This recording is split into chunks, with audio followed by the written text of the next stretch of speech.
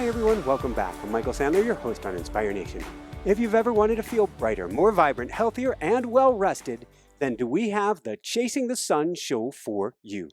Today I'll be talking with Linda Geddes, award-winning journalist and the author of one of my absolute favorite books of the year, Chasing the Sun.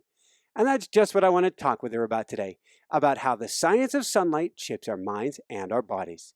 That, plus we'll talk about the joy of Caesar's Palace, Arctic reindeer, peas, and jet lag. Gotcha. And I've been there too, going, wow, it's not real light. Mom and Stonehenge, Douth and Waldschaltenspiel. Wow. And what in the world chopping carrots in the dark has to do with anything. So welcome to the show, Linda. Are you ready to shine? I am very shiny. Woohoo! Yeah. All right. So before we dive right into things, you live in the UK, known for its dark and dreary winters. How'd you get so interested in the sun, and what can you tell us about Mom?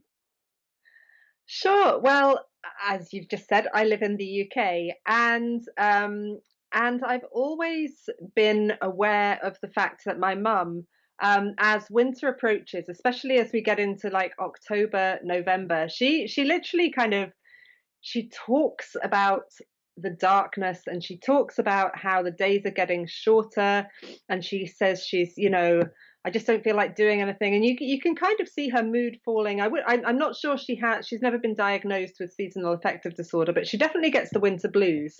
And and what's funny about her is that as soon as she looks forward to the winter solstice. And actually, while I was researching while I was researching Chasing the Sun, we went on quite a lot of trips together. So yeah, we went off to Douth, in Ireland, to which is part of the Newgrange complex, where they mark the winter solstice. Well, the people who built the Newgrange complex marked the winter solstice by creating this kind of roof box in the top of this tomb. And on just for a few actually at Newgrange, it's just for a few minutes as sunlight rises on the winter solstice, you get the shaft of light penetrating into the back of the tomb and lighting up on these solar spirals on the back wall. But there's a lesser known tomb as part of that complex called Douth, where again on the winter solstice, but actually there for a few days either side of the solstice at sunset, you get the same phenomenon. So this idea of light penetrating into the darkness in this tomb. And I think, I mean, no one knows for sure why people built these monuments and what they were thinking, but I was in Douth with my mum, and there were some other people in there, and there was this group of girls who were very interested in the idea of the mother goddess, and they were saying, this whole thing looks like a womb. It's like this kind of like this hill, and you kind of go in through this tunnel, and the winter solstice, that coldest, darkest time of the year, is the kind of turning point when life begins again, and that whole cycle of the year begins again. And so when the light penetrates the darkness, it does feel a bit like kind of coming out of the womb and into the light, and and then life being reborn again. So anyway, while I was researching this book, I went on quite a lot of these trips with my mum, because as I said, she's very interested in the winter solstice. And she actually, I grew up very near to Stonehenge in Wiltshire, and she actually now is a tour guide, and she leads people around Stonehenge. So we know a lot about Stonehenge, and it's funny because as soon as the winter solstice happens, even though it's still dark and it's still gloomy, she will start talking about how the evenings are getting longer and the light's coming back, and you can see her, even though it's still dark, you can see her spirits lifting, because she's kind of got hope that the light's returning. Right. So I guess I've always been interested in that. And for many years I worked as a reporter and an editor on New Scientist magazine, covering kind of human biology, human neuroscience. And probably about 10, 15 years ago, I started noticing all this really interesting research coming out on these things called circadian rhythms. Yes. Which are these 24-hour patterns in our biology, and everything from the obvious one is when we feel sleepy and more alert, but then these rhythms affect everything from our brain chemistry to how our immune cells behave, to when we release hormones. Pretty much every biological process is under the control of one of these circadian rhythms. And I became fascinated by this whole field. Yeah, so that's how I became interested in it. Awesome, and a lot of parallels in my life. So I grew up in New England, almost the same latitude as the UK, and I would always comment that by March, kids seemed like they were going to jump out of windows, and I meant that metaphorically. It sounds awful now, but the lack of light, it was so dark, and so on summer solstice, I would actually go into mourning because it meant Mm, that every day was going to get shorter. And on yeah, winter solstice, I would party because it means, thank God, we're going to be turning the corner and heading into the light. Now, this week I was at yeah, at the World Summit of Nobel Peace Laureates in Mexico, and I was just outside Chichen Itza and another yeah, site where they have light going through a keyhole. And yeah, I didn't get to experience it like the keyhole. I was off by one day the way the summit worked out, and I figured, well, the light will be close. I'll get to see it coming through, but they had closed it. I'm like, oh, but I'm a sun gazer. I get yeah, up each morning. I live in Colorado now where we have so many days of sunlight, and I yeah. stare. I don't recommend it for everybody, but I stare at the light at sunlight or at daylight because I feel like I'm getting vitamins in, and I know I am resyncing my body clock each and every day. So I want to dive into this today, and Mhm. and maybe we start, since we're going to talk about the body clock. Tell us, who is Mark Galvin, and what are the challenges with this poor gentleman? So Mark Galvin is a man. He's about my age, so late 30s, early Mhm. 40s.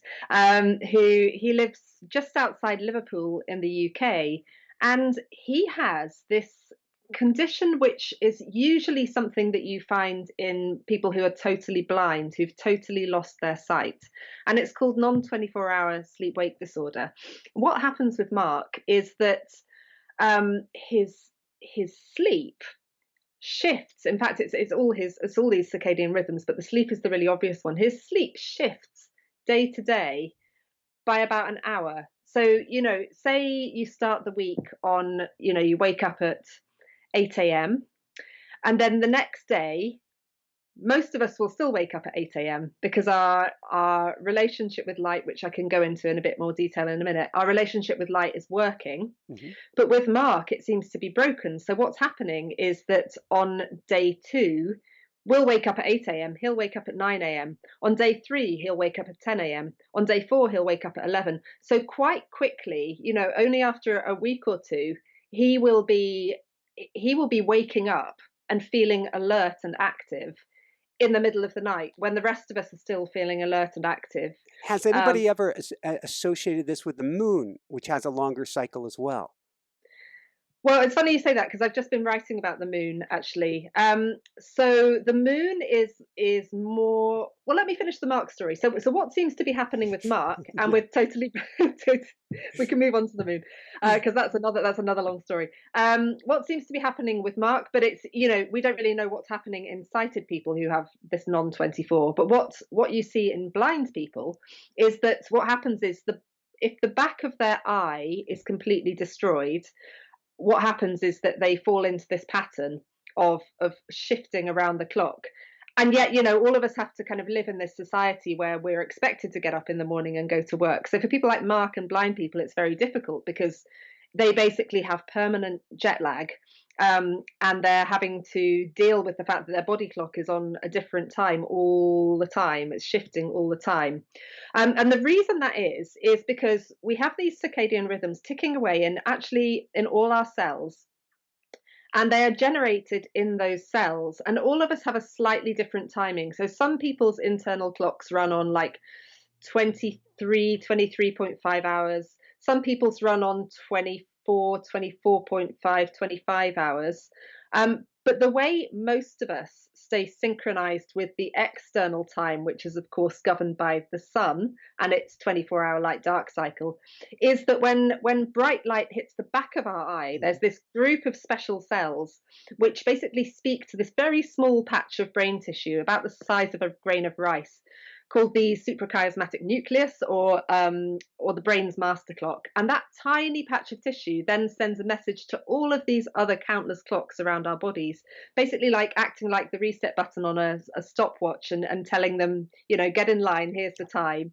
And so we all stay synchronized with that 24-hour clock, but then in some people it seems to be broken. Now, moon. The moon is a bit more it's very controversial, but there has been some, the whole word lunacy comes from the moon, right? Yes. So for centuries, people have kind of anecdotally said that, people go mad when the moon is full, and bad things happen when the moon is full, and I mean, and you can look at crime statistics, and you can literally see in people going into the hospital with different situations correlate directly with the full moon. Yeah, well, you can, but then there have been other studies. So some studies have shown that, and then other studies haven't shown that. So it's a very mixed picture. And when you combine all those studies together, I think on balance, the conclusion is, yeah, it's probably nothing happening.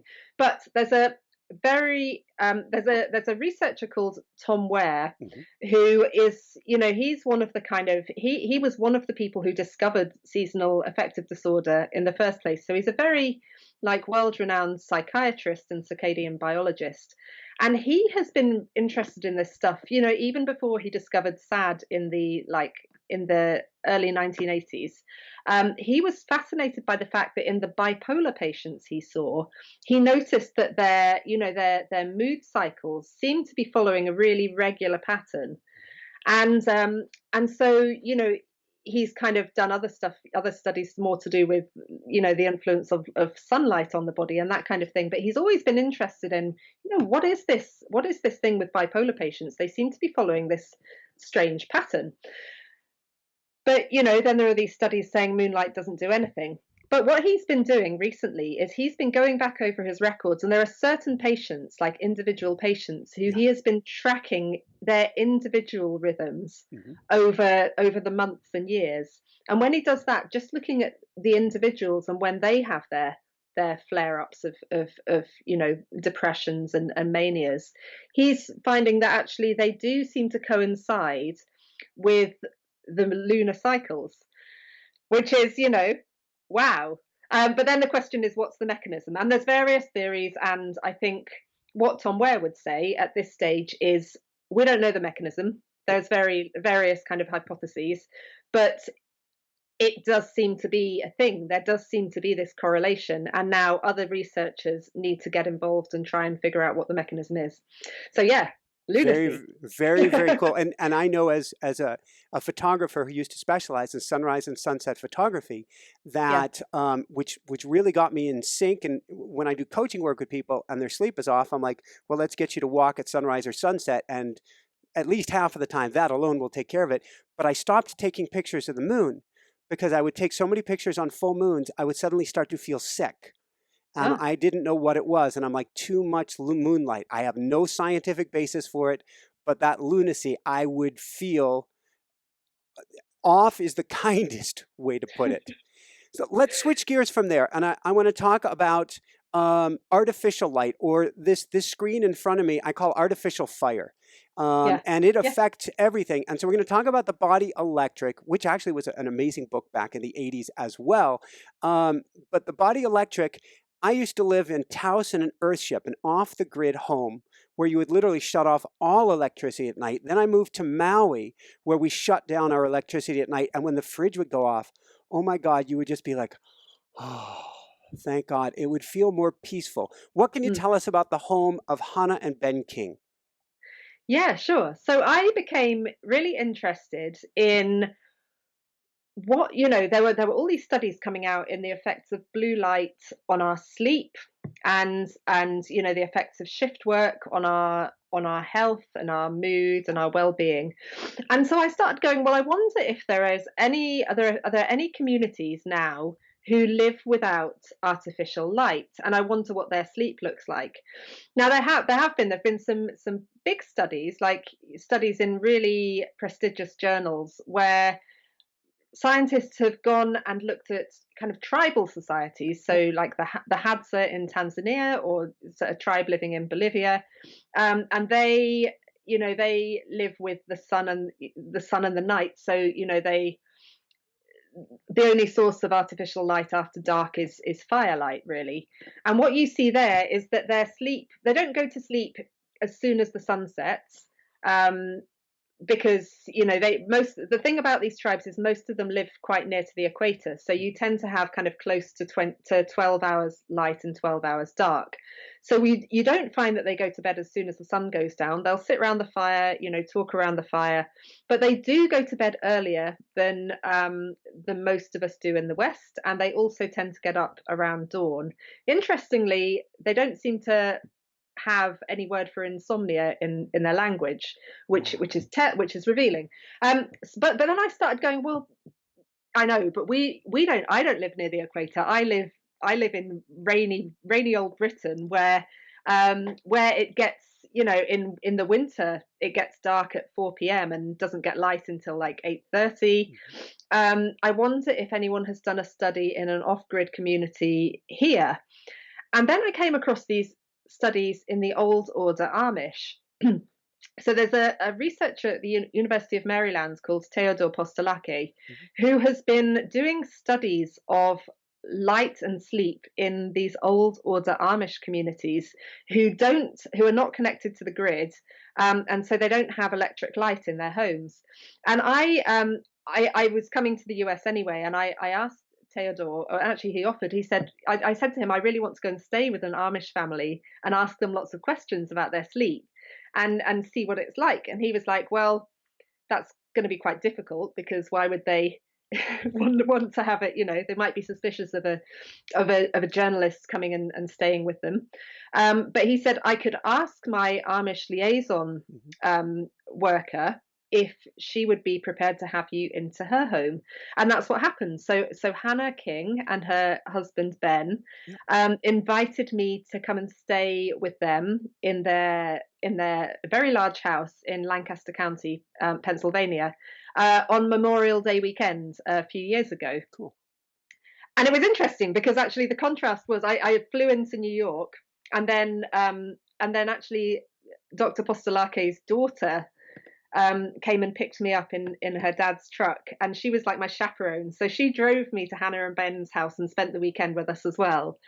But they said, well, what do you want to do while you're here? And I said, I basically just want to stalk you. I want to follow you and kind of just watch what you do and how you live, and ask you and your kind of friends and acquaintances about their sleep and their light patterns. And she was like, that's fine.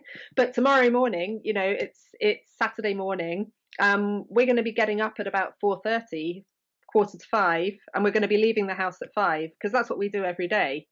And I was like, okay, well, that's fine for me because I have jet lag. That's closer to your time zone. It was right on my time zone. It was actually a bit of a lie-in for me. So I was like, that's fine. Let's do that. And so we got up and we went out with them, and we went around all these we went yard sale shopping. So, we were out of the house by 5 a.m., kind of arriving at our first yard sale at around 5:15. And the whole Amish community was out, lighting barbecues, setting up stalls. The whole, everyone was awake and up and doing stuff. And most Americans were fast asleep. And then I obviously also asked them and their friends, what does sleep look like for the Amish? And again, they said, we tend to go to bed about 8:30 or 9. In the winter, it's maybe a little earlier. It's kind of closer to 8:30, and then we wake up at about 4:30 or 5. And everyone starts work at about 5:30, and that's just what they do. They're not, again, so the Amish, they're different to these tribes because they live in insulated homes. They have sofas. They have settees. I don't know what you call them, but they have comfortable chairs. They have normal beds and all that kind of thing. They have but they don't have electric light. They tend to have, the home I stayed in, they had one large gas light which was on wheels, so they would use it to do their cooking, and then once they'd had their dinner, they would then wheel it into the sitting room or the lounge. and they would, sit under this light and read their books or magazines. But the light, Dr. Postolake's work has shown that the evening light in Amish homes is significantly darker than in your average American home. And the other interesting thing about the Amish is that they also spend a lot more of their daytimes outdoors. So a lot of them are still agricultural workers. Yeah. And even if they're not, they don't have access to cars because they're not allowed to drive cars. So and they tend to live very close to where they work. So the way they get around is by walking or going on these big scooters, these kind of push along scooters. Yeah. So they spend a lot more of their daytimes outdoors. The women tend to tend these large vegetable patches in their gardens. So again, their daytimes are a lot brighter than most of our daytimes, because most Americans, most Brits spend about 90% of our lives indoors now. And even though it kind of seems bright enough to see indoors, it is, an order of magnitude dimmer indoors than it is outdoors. So brightness or illuminance is measured in this unit called lux. And sitting in, it's dark outside in the UK now, but in this room I'm in now, it's probably around like 70 lux. In the daytime indoors, it might be about 200 or 300 lux in a kind of average office. Outdoors, even on a overcast day in winter, it might be 5,000 lux outside. So that's, already sort of 25 times brighter outside. On a bright, cloudless day in summer, it might be 100,000 lux outside. And yet inside it's still like 300 lux. So it's hugely brighter outside than it is inside. So, I think that's interesting. I think another very interesting thing about the Amish is that they have the lowest prevalence of seasonal affective disorder for any Caucasian population that has been studied so far. And some of that might be to do with being grateful to God and not wanting to acknowledge that they feel depressed about the time of the year and those sorts of things. But it could also be to do with light. And you said earlier about how you advise people and you yourself kind of get up in the morning, look at the light, see the light.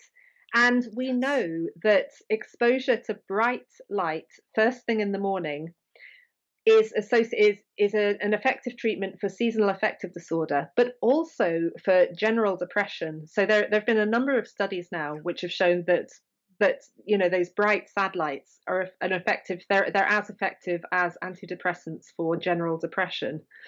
But that bright light in the morning seems to be a kind of natural antidepressant. It's also so depending on when you're exposed to light, if you're exposed to light first thing in the morning, what it does is it makes you more of an early bird. So it pulls your biological clock a bit earlier. Yep. Until you kind of, until you're kind of set on that time. If you're exposed to light in the evening or at night, it shifts your clock later. So I think what a lot of people in the West are doing is they see electric light at night and that pulls their clocks later, makes them more of a night owl. And then, they don't feel sleepier until later. The bright light in the evening also suppresses this hormone that we release in the evening and at night called melatonin. And that hormone basically tells our bodies it's nighttime. It also tells the parts of our brain that regulate sleep it's nighttime. So it kind of tends to make it's not a sleep. Some people think it's a sleep hormone. It's not a sleep hormone, but it does tell the sleep centers it's nighttime, time to wind down, time to get ready for sleep. And so, if you're suppressing melatonin, you're basically suppressing your body's natural signals that it's time to get ready for the night and to go to sleep.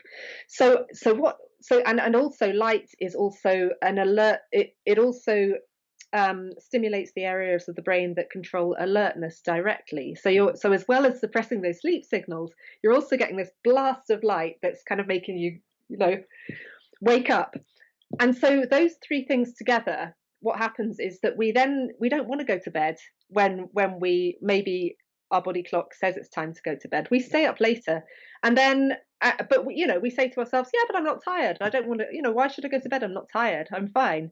But then, then we have to get up to go to work or school the next morning, and we're not creating a big enough window to give us time to get the sleep we need. And then so we end up kind of accumulating this kind of chronic sleep debt that we never really get the opportunity to repay, apart from when we go on holiday, and sometimes if you have young kids, not even then.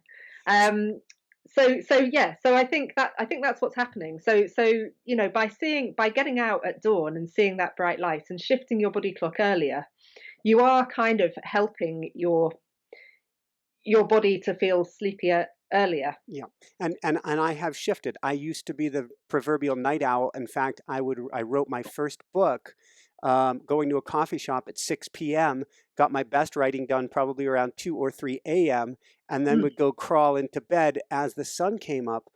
But once I started getting more in sync with the natural cycle of the planet, I felt better. My immune system got stronger. I didn't have the colds that I used to have.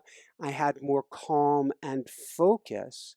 And so now I am very much synced to that, and I find the morning hours are my most productive hours. Now I have to do work sometimes late. I'll put late in quotes. Late to me is 8 p.m. because I want to live an Amish lifestyle as far as going to sleep because it feels so much better. I put a blue blocker on my computer screen. I use a device called, an app called Flux. I can't recommend it to people enough. That's great. Just get flux.com, Flux is what it is. I use a screen called a BenQ screen, which also filters out more blue light. But even then, and I'm guessing the studies show, even then, if there's any artificial light coming at me, even if we're taking out the blue, it's affecting my melatonin production, isn't it?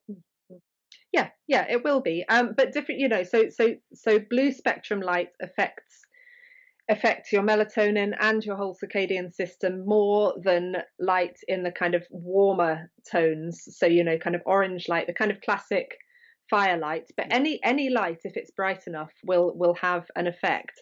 I'm just thinking, so look, here we go. I got sent these the other day, which are Toys. which you may Exciting. have as well. Toys. In fact, there you go. Oh, yes, blue blocker glasses. Yes. I got prescription ones, and I found it too disconcerting for me. So I'm like, I'll just take it in my monitor. But I've got to think, literally, and we turn down the lights in the house at night. And if you are wearing that, you're going to find yourself getting naturally sleepy. And not only will you fall asleep easier, but the quality of your sleep will be different. You'll go, because we can go to sleep and fall asleep, but we're not getting that deep sleep that's doing the clearing of the brain and all of the systems of the body, are we? That's true, and it's not just the artificial light at night, but again, it's that daylight. So there have been a few studies which have shown that if you're exposed to more bright light in the daytime, not worrying so much about your evening light exposure, but the amount of time it takes you to fall asleep at night is less, so you fall asleep faster. You get more of that deep sleep. You get less sleep disturbance, like waking up in the night. And if you do wake up in the night, people seem to be less bothered by it. So the next morning they report feeling less tired, even though they've had disturbed sleep. I did, when I was researching Chasing the Sun, I did an experiment actually working with a group of sleep researchers at the University of Surrey in England. And what we did was, I basically went cold turkey on light after 6 p.m. and we did this in the middle of winter. So we did this. And what was your 6-year-old thinking? My 6-year-old was not happy. She was like, when I said, so Tilly, she's called Tilly, I said, I want to do this experiment. I think it will be really good for us and it will teach us about light and stuff. But what I want to do is I basically want to turn the lights off after 6 p.m. and we're going to use candles instead. And I was like, won't that be fun? And she went, ah! And she just she burst into tears and said, it will be spooky. I don't like it. I don't want to do that. And I was like, no, it'll be like going camping, it was just like going camping. And then my 4-year-old chips in, can we have marshmallows then? Woohoo! Yeah, I was like, yes, we can definitely have marshmallows if you do what I say and if we can turn the lights out. But then, and so we, I mean, I exposed them to this, but I was the only one who was really doing a lot of self-tracking. But Mhm. I was wearing a lights monitor and a kind of Let sleep. me pause you because that's one of the biggest questions I have because I geek Yeah. out on this stuff. So I've got a sleep tracker watch. I totally geek out down the same rabbit hole as you. But what's Yeah. the light tracking watch? Because I don't know this device. Well, so I don't know if you can actually buy these, but but circadian researchers and sleep researchers Mhm. will they have these things called an ActiWatch, and you wear it on your wrist, and it's similar to a jawbone or whatever, like an activity tracker. So Mhm. it will track your movement, but as well as that, it tracks your light exposure. And if you get a really good one, you can track not just how much light you're being exposed to, but the different spectrums of light. So Awesome. it breaks it down into how much blue light, how much like yellow light, on all these different these different things. I exposed myself to no artificial light after 6 p.m. Yep. There were other weeks where I was just trying to get more daylight in the daytime. So eating my breakfast in the garden. I was lucky because it was a good December. It was very kind of crisp and frosty and bright. Actually beautiful, really, really sunny, but very cold. And then there was a week where I combined the two things. So I was tracking my light exposure, I was tracking my sleep. I was also doing sleep diaries, Mhm. mood mood and alertness questionnaires just before going to bed and immediately upon waking up. And once a week, I was spitting into a tube every hour to collect saliva, which we then sent off to a lab to look at when I was starting to release melatonin, Yep. that night hormone. And what we found was that both on the weeks where I cut out the artificial light after dusk, and on the weeks when I was just focusing on getting more bright light during the daytime through various ways. But I'm a journalist. I work in an office, so I still was working indoors, but I was just getting out little and often and trying to do what I could to find opportunities to be outside in winter.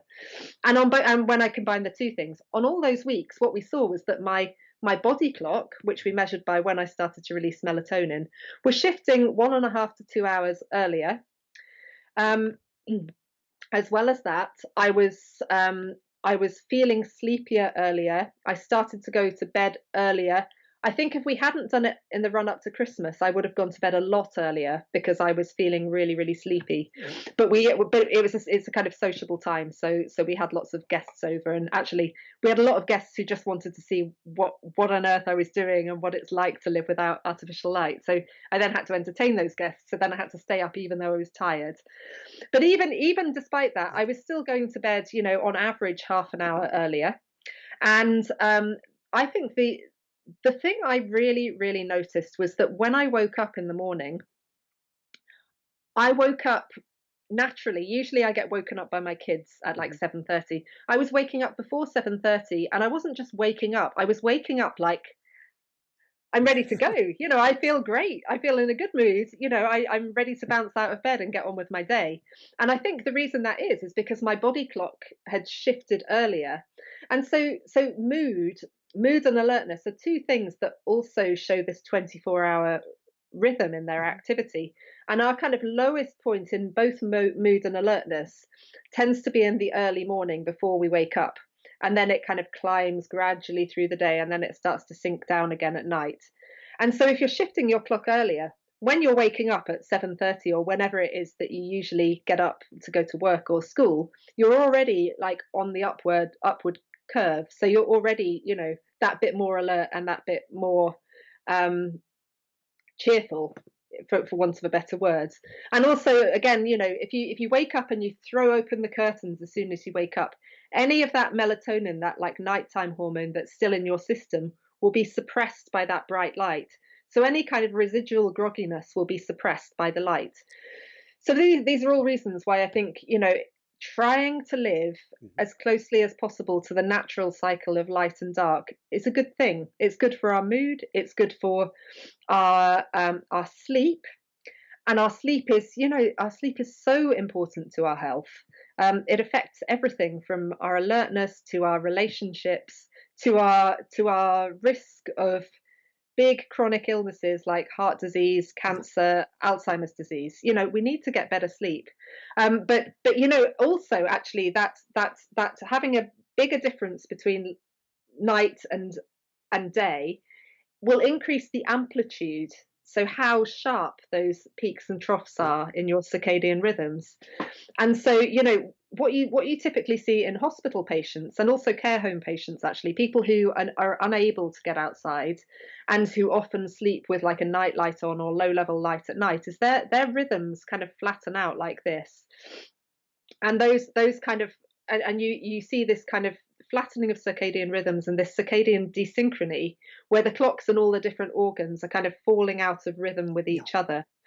And there's evidence to suggest, at least from animal studies, that kind of circadian desynchrony is associated with all sorts of problems, kind of like alter your release of insulin and how you process. We know that shift work, which is another of these things, which is associated with seeing light at night, moving the body clock around all over the place. Long-term shift work is associated with a lot of negative health outcomes, like an increased risk of depression, cancer, and so on and so on. It doesn't mean that if you're a shift worker, you're definitely going to get cancer, but there's an increased risk. I'm convinced. And light exposure. Oh, okay. Yeah, get out there. Yeah, I'm convinced. I have an uncle who went through a series of strokes. And he was a manager for a newspaper for getting out the newspapers in the morning. And so he always worked at night. And there are studies that show the possibility of cardiovascular disease and stroke in shift workers as well. And I'm convinced he was unsynced from his circadian rhythm. I personally, after this interview and every day after my interview, I will, even in the dead of winter, I will throw myself out midday. Whether that's just for 20 minutes, whether that's for a walk, whether that's a meal. Even in New England, when I was back in New England, I would take meals midday in the winter, sitting on my front stoop to take in whatever light I could. Here in Colorado, midwinter, I shift my exercise. So at the brightest period of the day, I'm on the mountain in the snow trying to get in all that light. So let's go from there. Let's talk specifically about health benefits. Because you talk about Dr. Light, Dr. Sun, and all the benefits that we get by being exposed to the light. And actually, let's take a quirky one first, and then let's dive into this. The idea that some people have been medically prescribed to stay out or away from the light. Are we talking about bipolar disorder? No, we're talking about people who have been told that you want to limit your sunlight. And what you were finding on that, sun avoidance, I think is the term. Sun avoidance. Yeah. So I was just going to say, like with bipolar disorder, there is some evidence now actually that when people are in that mania, that actually if you darken their rooms, that seems to suppress the mania. But that aside, so I think in the modern world, we're often told to fear the sun and to stay away from the sun. Because of the risk of skin cancer, and in particular melanoma, the most deadly form of skin cancer. It's definitely true that too much sun exposure, and particularly regularly getting sunburn, is associated with an increased risk of melanoma. There's no doubt about that. And I would not. I mean, I have pale Scottish skin. I avoid sunburn at all costs, but I think we're causing problems if we avoid the sun entirely, because sunlight, besides all these circadian and sleep related things that I've been talking about so far, the sun does other stuff to our bodies via our skin. So one of them that most people will be familiar with is it enables us to produce vitamin D. Vitamin D is important for building strong bones and teeth. But it also seems to be involved, well, not even seems, it's also involved in lots of other bodily processes. So you find receptors for vitamin D all over the body, in the brain, in the heart, in the immune system, immune cells. So, in the kind of like in the 1920s, there was this whole fad for sun cures. But in particular, people used to get sent off to sanatoria if they had tuberculosis in their lungs or in their bones. And there they would be, they'd been sent to the Swiss Alps, and their treatment would be to lie outside on these sun decks. And it worked. Now, the reason scientists think it worked is actually because vitamin D, when you have these immune cells called macrophages, and when they have receptors for vitamin D, and that vitamin D enables them to spew out this antimicrobial peptide called catalycidin.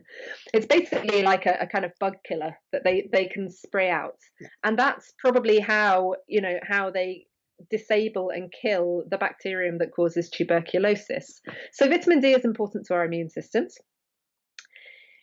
There's kind of mounting evidence that vitamin D might be involved in all sorts of other aspects of our health, which is interesting. But then, as well as that, though, there have been various studies that have looked at giving people vitamin D supplements to see if that's a good alternative to not being exposed to sunlight. So let's talk about multiple sclerosis, which is an autoimmune disease where the body's own immune system attacks the kind of fatty Myelin sheath.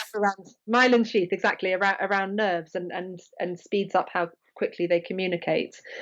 So multiple sclerosis is a disease where you see this increased prevalence the further you travel away from the equator. So the kind of further north or south you go in latitude, the higher the prevalence of multiple sclerosis. Also, there's this interesting case study of Iran. So prior to 1979, Iran was a country that was kind of heavily influenced by Western fashions and trends. Men used to wear short shirt sleeves. There's pictures of women wearing bathing suits. People got lots of sun, and multiple sclerosis rates were low. Then the Iranian Revolution happened in 1979, and people were suddenly told they had to cover up their skin and dress conservatively. Women, in particular, covered their heads and faces with the veil. And then you saw between, I think, a study has been done that looked at medical records between, I think, 1989 and 2006-ish. There was this I want to say an 8-fold increase in the prevalence of multiple sclerosis in this population. I may have got the figures. I think it's 8%, eight times greater. Yeah. But there was this big increase in MS, and I mean, a strong contender is the fact that the skin was covered up, particularly because you see this latitude effect with multiple sclerosis effect. But there have been vitamin D supplementation trials for MS that have involved, giving supplements to women when they're pregnant, seeing if that alters their children's risk of MS, or giving vitamin D supplements to people when they first start to show symptoms of MS. And so far, they've been quite disappointing. So, but vitamin D is only one thing. It's a kind of marker of how much sun exposure we have. It could be that there are other things happening. So another thing that's recently been discovered, actually we've known about it for a while. So the skin cancer risk, which is associated with sunlight exposure.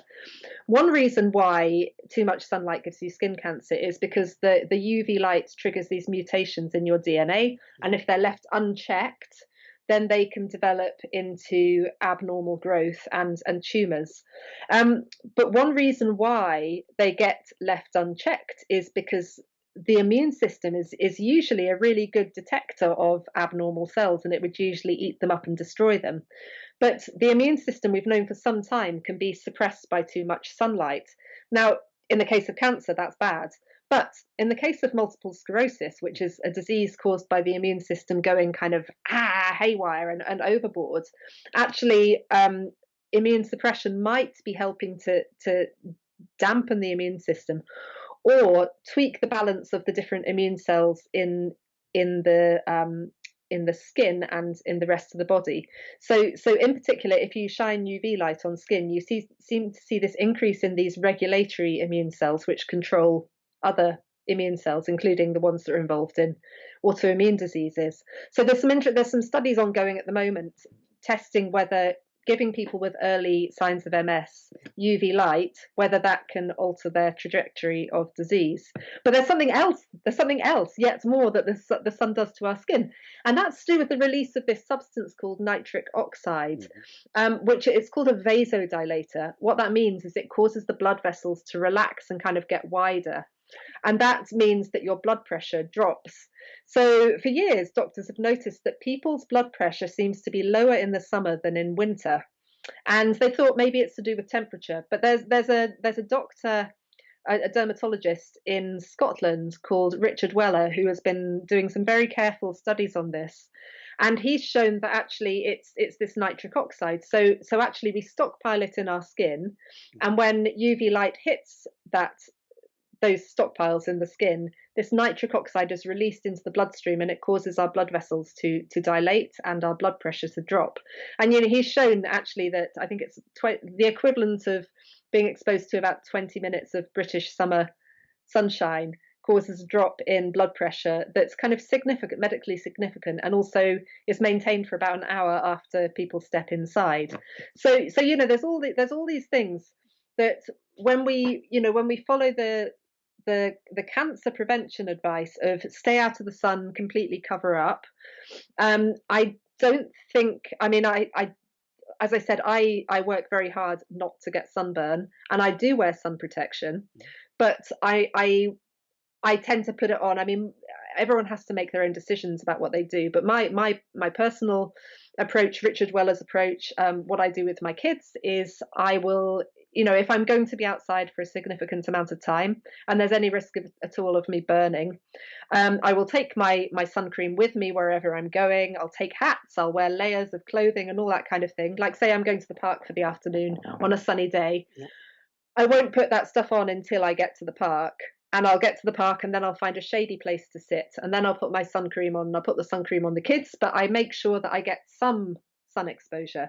And also, staying indoors, you don't get the kind of bright circadian alerting effect of light as well. So I think we have to be sensible about this. Definitely, I don't think anyone should be going out there getting themselves sunburnt. But I do think that we need to rethink our relationship with sunlight and get a bit more of it. Awesome. And I know as we're turning toward fall here, I tend to go out for my runs and strip off the shirt because the sun's not as bright and let me get as much light as I can in me. I'm above 37 degrees latitude, which you talk about in the book, although I'm at altitude. I'm at 7,000 feet, so the sun is brighter here, but I want to get some of it in. Before we go into a meditation here in a few minutes and play with this and see what happens, let's talk about kids, and first off, pregnancy and what is happening when kids are born and what may be taking place with mom and sunlight. Well, again, going back to multiple sclerosis, but there's various other diseases as well seem to be more prevalent in people born at different times of the year. So I think multiple sclerosis and schizophrenia are things that are more prevalent in babies born in the springtime. MS is also associated with lower levels of vitamin D at birth, which is why people have been doing these experiments with giving women vitamin D supplements during pregnancy to see if that helps. But there are other things, and I can't really remember them off the top of my head, but there are other conditions which are associated with being born in the autumn. I mean, it's all in the book. So buy the book. But there you go. How about we switch from there and let's talk about preemies and how they've benefited from light. Yeah, sure. So as I said, hospital patients tend to have these flattened circadian rhythms, and there is an argument. I mean, you talked about stroke patients. There was a study, and I actually went up to Denmark to see this for myself. So you have this problem in hospitals and with hospital patients because a lot of them, if you've had a stroke and you're having intensive medical care, you can't get outside. You are in hospital, and hospitals are big buildings with small windows, and everyone can't have like a big window to lie next to. So getting light into hospitals is difficult. And then doctors and nurses, they need to do tests, checks throughout the night. Sometimes they need to intervene, so they need some light at night as well, because they're 24-hour operations. But at this hospital in Denmark, and there are some other hospitals and care homes actually, and I think there are some in the States that are trying this too. They've installed this kind of circadian or human-centric lighting systems, which try to mimic the light outdoors at any given time. So in the daytime, the light it kind of, as the day progresses, it gets kind of brighter and more blue towards the noon, and then as the afternoon wears on, it will become more orange and it'll dim. And then overnight, they either keep bedrooms dark unless someone has to get up and go to the bathroom, or things, if the nurses need to come and take some measurements, or something needs to happen, then the lights will be switched on, but there'll be none of that blue light in there. So it'll be kept kind of warm and dim, like firelight again. So there's a study in Denmark that has been looking at patients on a stroke rehabilitation ward. So these are people who've had a stroke and then they're in hospital recovering for a few weeks to a month. And what they found is that in the section of the unit where they put this circadian lighting, what you saw was that, first of all, the amplitude of those circadian rhythms was much stronger than in the regular wards, but also they had lower levels of depression. Depression is a common side effect of having a stroke, unfortunately, and they have lower levels of fatigue, so feeling tired. So I think there is this argument now, kind of growing evidence really, that hospitals should be trying to at least alter their light environment and keep things kind of brighter in the day and warmer at night. But we talked about preemies. So some of the strongest evidence for this actually comes from premature babies, who you would think, well, the womb, when they're in the womb, they're not exposed to light. It's very dark in there. But actually, they start to develop circadian rhythms quite early on. It takes a while takes a few weeks for their sleep rhythms to become kind of properly formed, as any new parent will know. But they are actually getting cues from their mums while they're in the uterus about what time of day it is, kind of chemically. So that melatonin will be circulating through mum's blood and getting through to the baby. There'll be other variations in body temperature, all sorts of things through day and night. And what you find actually is, if you have babies that are born prematurely, if you cycle their light, so you make it, again, like light in the day, very dark at night, they do better than the babies that are kept in wards that have the lights on all the time. And that's probably where the strongest evidence is for this kind of circadian lighting being beneficial. Beautiful. Last topic, then I want to know where to get your book, and we'll dive into a meditation here, is what can you tell us about advice for children in the light? And I was fascinated to read about schools potentially even trying getting kids up later in the day. And growing up in New England, I would go to school in the dark in the morning and come home in the dark from school and never got daylight. Yeah, well, I mean, it's a problem here as well. So when I was researching Chasing the Sun, I went up to Sweden in January, where I mean, it's a similar latitude to the north of Scotland actually. So we have this problem too. But there, they start school at 8 a.m. And it doesn't get light until 8:30 or 9 a.m. So the kids are going, like you said, they're going to school in the dark and they're coming home in the dark. And they're indoors most of the day, where it's, we've already discussed, it's dim inside. So there again, they've actually, this school in Malmo in southern Sweden has again installed this circadian lighting, and they found that the students are sleeping better actually. So you wouldn't necessarily kind of associate being in the dark all day with what happens at night, but actually they sleep better when they have this like exposure to bright light in the day. So I think that's interesting. I think the idea then of having a sad lamp, I have one here, I'm not sure if it's 5 or 10,000 lux, that I'll beam myself at twice a day, but first thing in the morning, maybe having kids get that light into them to start the day before they even go to school may help set them up for success and focus better, because that's one of the key things. Light helps you to focus. It helps stimulate you to get things done. Yes, it does. Yes, as I said, it boosts those alert alertness promoting parts of the brain, independent of the whole circadian thing. It stimulates those alertness centers. Yeah, and actually, yeah, I'm sorry, we were talking about school times. So there is some, when, especially as kids progress to being teenagers, their circadian clocks naturally shift a little bit later, actually quite a lot later. So asking a 15-year-old to wake up at 7 a.m. is like asking an adult to wake up at 5 a.m. It's that extreme. And certainly there have been studies in the US, quite a lot of studies in the US, showing that if you push school start times later to say 9 a.m., the kids do better. They have less absenteeism. They get better school grades, and they feel better. But what time is the best time? So in the UK, most schools start at 8:30 or 9 a.m. That's just the way it is.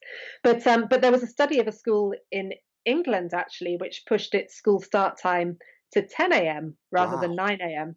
And there again they saw reduced absenteeism, and actually they saw an improvement in GCSE grades. And GCSEs in England, they're the exams we do. I guess it's not the same. I don't know what you call them, but you do them when you're about 16, and then after that you then go and study A levels, which is like being at high school, and then you do some more exams like 2 years later. But these GCSEs are important exams because they govern what you can do with your life, and they saw an improvement in GCSE grades in those kids who started school later. And again, it's because we're not at our best first thing in the morning, and what first thing in the morning means for different people is different, and actually different people have different. There's another recent study that shows that different people have different sensitivities to light. Some people are very sensitive to light, others are less sensitive. But if I was to ask you to get up at like 4 a.m. and go to work and be on tip-top performance and succeed, you would probably be like, nah, send me in later and I'll do a much better job. It's the same thing with teenagers. If we're asking them to start school and work at a time when their body clocks are still like at that kind of trough of alertness and mood, it's just not a good idea. Thank you. Where can people go to find your book? Because we are barely scratching the surface of all the goodness in this book. Where can people go to find your book and find out more? Well, it's being published in the US on the 3rd of October, I think, or maybe it's the 1st of October. It's being published in the US from It's October. coming up. So you can buy it online. You should be able to buy it you should be able to order it from bookshops. Get out there and buy it. Do you have a website? Chase the Sun.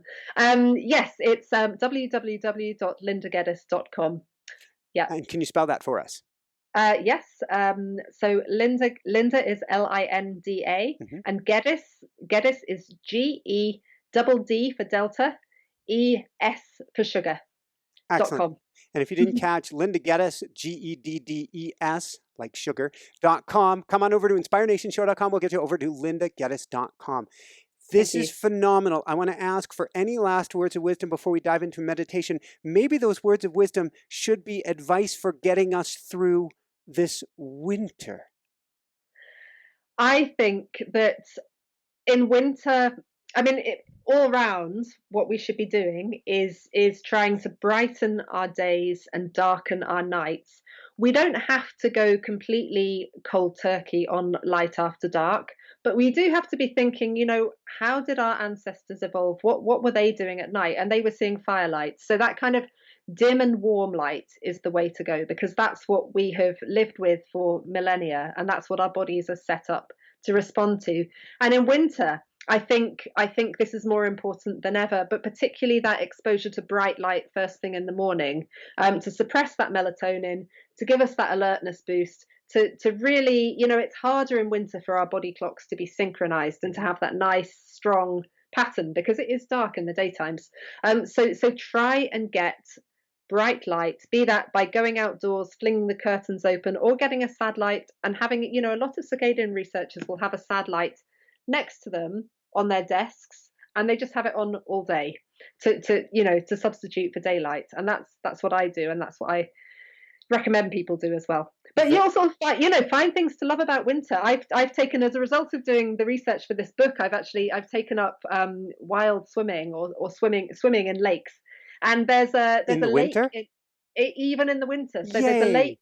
Yeah, there's a lake in North Bristol where I live, that has a sauna next to it. And it has changing rooms because it's like a kind of outdoor swimming club.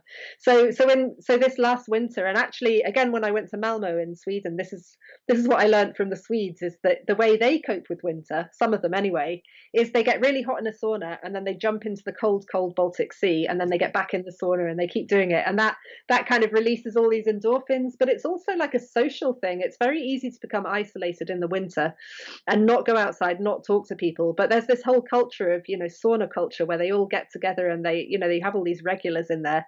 Someone described it as like being like an English pub, except everyone is naked. In fact, I think it was a priest who said that. There was this famous nude priest who used to go in there, and I think he had a radio show, and he got all the content by sitting in the sauna. So that's what I do in winter. I think it's really important to find things to love about winter, even if you don't love winter as much as summer. Find something, and ideally something that gets you outdoors. And I think you quoted, and you did talk about the nude, is it priest? The nude priest. You did talk about him in the book, but you also talked about, is it a Swedish adage that there's no such thing as bad weather, it's just wrong clothing choices? Absolutely.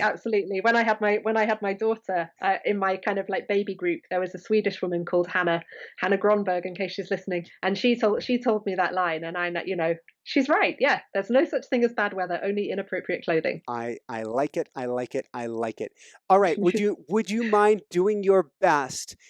Humor us. If it works, awesome, awesome, awesome. If it doesn't, that's awesome too. To give us the guided meditation about the light and sleep that you do with your daughter. Okay. I mean, I've never done this to anyone else apart from my 9-year-old daughter. So I feel a bit embarrassed. And if you're driving down the road, do this after you pull over or when you go to sleep tonight. Thank you for being game. Oh, okay. I'll do my best. Okay. I might have to. I'm going to close my eyes. All right. I'm closing mine too. Okay. I'm closing my eyes. And I'm imagining I'm talking to my daughter here. Yeah. Okay. So the first thing I want you to do is I want you to lie down in your bed, and I want you to take a deep breath in through your nose, and we're going to count to 3, breathing in. 1, 2, 3, and then breathe out through your mouth very slowly, and we're going to count to 5. So blow out. 1, 2, 3, 4, 5. Breathing in. 1, 2, 3, and breathing out. 1, 2, 3, 4, 5. Keep breathing slowly in through your nose and out through your mouth. And while you're doing that, I want you to feel how your body's feeling as you're lying down on your mattress. I want you to make your body go all floppy. And I want you to imagine that your legs and your chest and your shoulders and your arms and your head are sinking down, down, down into the mattress. Just take a moment to just feel your body sinking down into the mattress. And now take your attention to your toes. Think about how the bottom of your big toe feels. Just focus your attention on the bottom of your big toe. Recognize those sensations. Now I'd like you to shift your attention to your little toe. Can you feel your little toe? Can you feel the outside edge of your little toe? How does it feel? And now I'd like you to shift your attention to the middle part of your foot, the bit that you don't walk on, but just that kind of arch of your foot. Think about the sensations there. Does it feel cold? Does it feel hot? Does it feel tingly? Okay, now what I want you to do is I'd like you to tense up your toes and tense up your feet and make them really tight as you can, a bit like you're making a fist but with your foot. And I want you to hold it for 1, 2, 3, 4, 5, and release it. Give your feet a wiggle. And now it's time to say thank you to your feet for all the hard work they've been doing today, all the walking around and running and skipping and jumping. And it's time to say night night to your feet. Night night, feet. And now we're going to move on to your legs. So I want you to think about the muscles in your thighs, on the top of your thighs, the ones that you use if you jump in the air. And I want you to make them as tight as you possibly can. And you can also squeeze your bottom as well. Squeeze your buttocks and make all of that area, your legs and your bottom, really, really tight. And again, we're going to hold it and we're going to count to 6. 1, 2, 3, 4, 5. I know it's hard. 6. And release them. Good. Now give your legs and your bottom a bit of a wiggle. That's it. Make them all super floppy. And now relax them. And just feel how heavy they feel. Gosh, they've been doing such hard work today. They're feeling so tired and so heavy. And so it's time to say goodnight to your legs. And they're falling asleep now. Night, night, legs.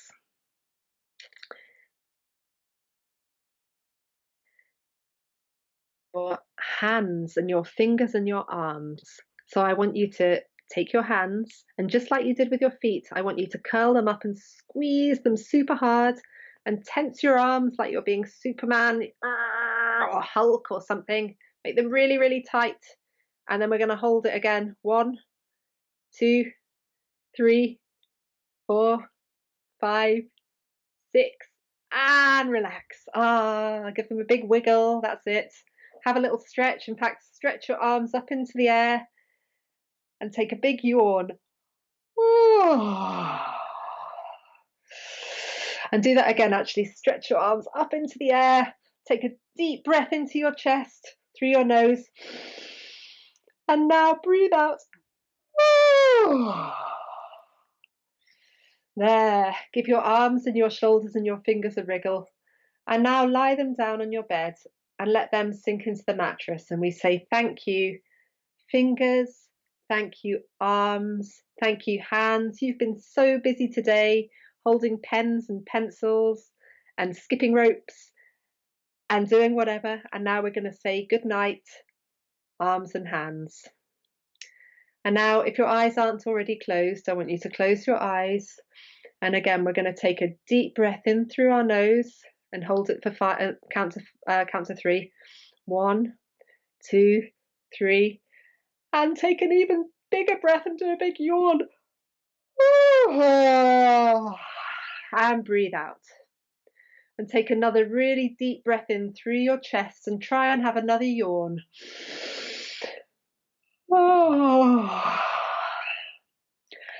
And now I'd like you to move on to your head and your mouth and give your mouth a really big stretch and wiggle your mouth from side to side and really have a big stretch of your mouth. Wriggle it around. You can blow your cheeks up like you're blowing a balloon. Give them a stretch. And release. And now feel how tired your jaw and your mouth and your lips are. And now I want you to, sorry, my light's just gone out. And now I'd like you to say good night to your mouth without speaking. Just say it in your head. Good night, mouth. And now we're just going to think about your eyes. So close your eyes and feel how heavy your eyelids are now feeling. They're feeling so heavy, you just can't keep them awake anymore. And then think about all the muscles around your eyes, around your eyelids, around your eyebrows. They feel so tired. They're just drooping and melting down, down, down into your pillow. Just take a few slow, deep breaths.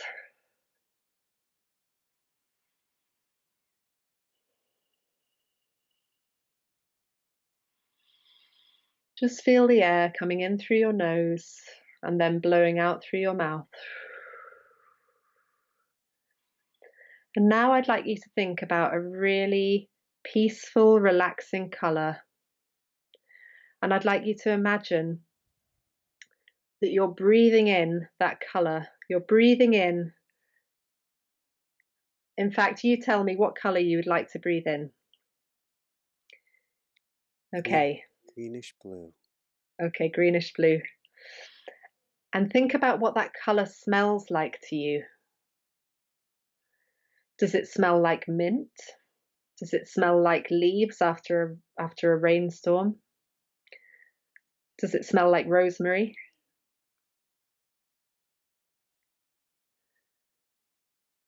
I'd like you to breathe in that beautiful blue-green mist, and as it comes in through your nose, I'd like you to imagine it billowing around and wafting around inside your head.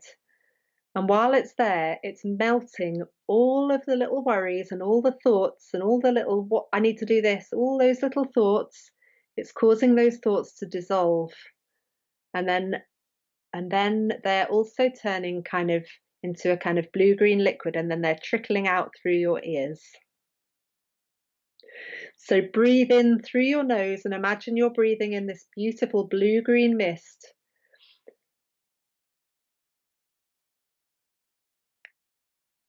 Causing all your thoughts to turn into a beautiful sweet liquid, and that's trickling out through your ears.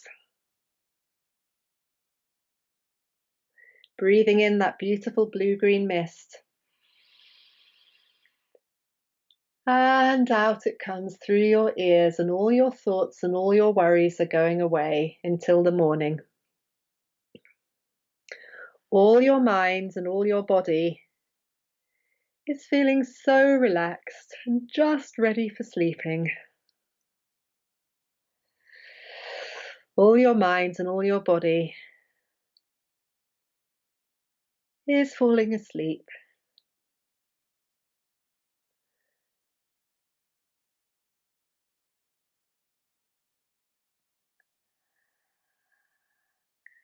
And I'm just going to sit here with you now and breathe with you and focus on relaxing.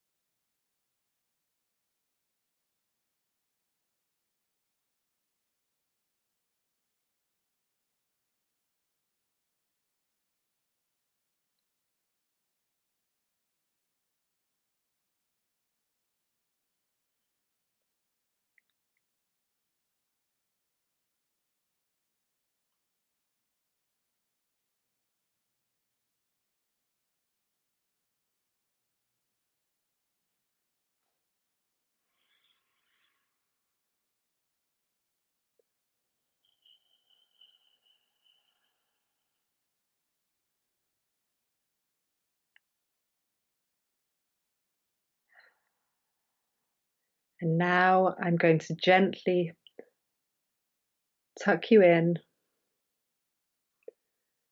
and leave you to sweet dreams. Good night.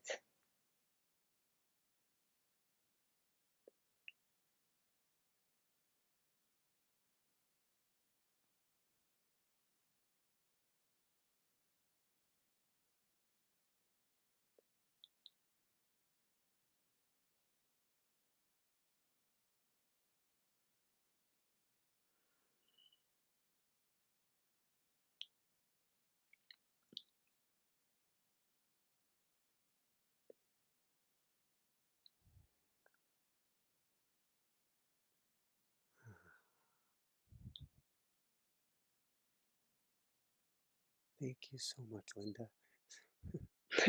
You're welcome. I've I'm never like had to do that for an adult audience before. I'm like asleep now, blissed out and asleep. Ah, well, that's good. I now actually have to go and put my children to bed for real. You're warmed up. I'm warmed up. I'm ready to go. All right, I'll crank it back up for the finish, but won't make it too loud for you.